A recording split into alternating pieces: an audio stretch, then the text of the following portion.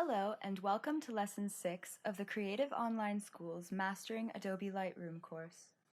In the last tutorial, I taught you about correcting your colors in Lightroom. In this lesson, I'm going to teach you about the Lens Corrections tool.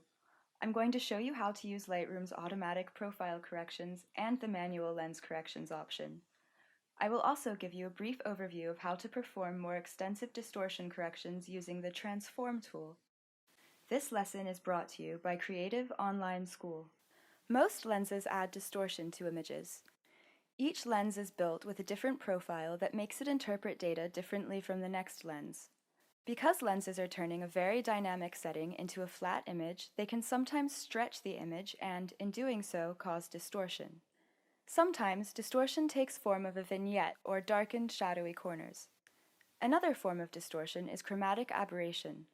This happens when your lens is unable to focus all of the image's colors to the same convergence point. Chromatic aberration adds weird color fringes to edges that separate light and dark colors. These fringes tend to have a green, pink, or purple hue. Lens corrections is a Lightroom tool that helps you fix aesthetic issues caused by your lens. This little tool can help you cure problems such as chromatic aberration, vignetting, and perspective distortion. Let's try it out. I want to work with this photo because some of the building lines are a bit wonky. Choose the photo you want to work with and head for the Develop module.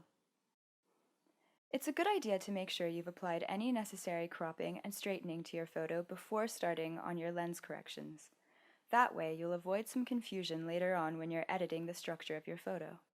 Scroll down to the Lens Corrections pane. It's located underneath the Detail tab. You can correct lens distortions automatically by selecting the Profile tab on the left-hand side, or you can do it yourself in the Manual tab on the right-hand side. Let's start with the profile corrections. To get Lightroom to do your lens corrections for you, check Enable Profile Corrections. If you're happy with the results, then you don't really need to do much else. But if you think that Lightroom has gone a little overboard or has not done enough, you can further tweak the perspective distortion and vignettes using the sliders below the lens profile lists.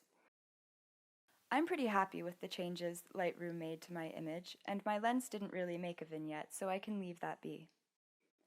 A few moments ago, I mentioned chromatic aberration. In this photo, the tower's balustrade does have some weird color fringes around the edges. Let's go in and get a closer look. Do you see those color speckles?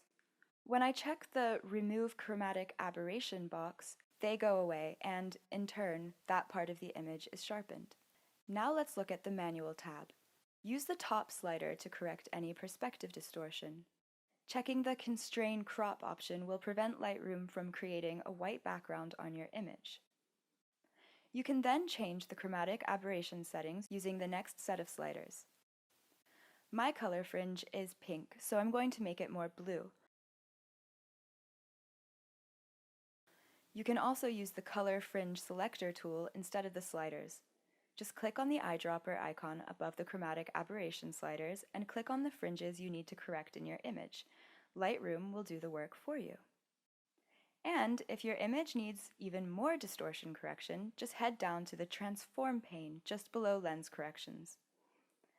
In this pane, you can make changes to specific types of distortion manually and automatically.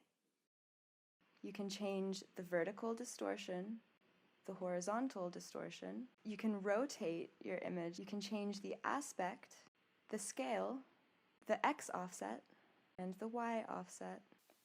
Congratulations! You should now feel comfortable fixing distortion using Lightroom's lens corrections and transform tools. If you have any questions, please leave a comment and we will get back to you as soon as possible. In the next lesson, I'm going to teach you how to remove unwanted objects from your photos using the Spot Healer. This course is brought to you by Creative Online School.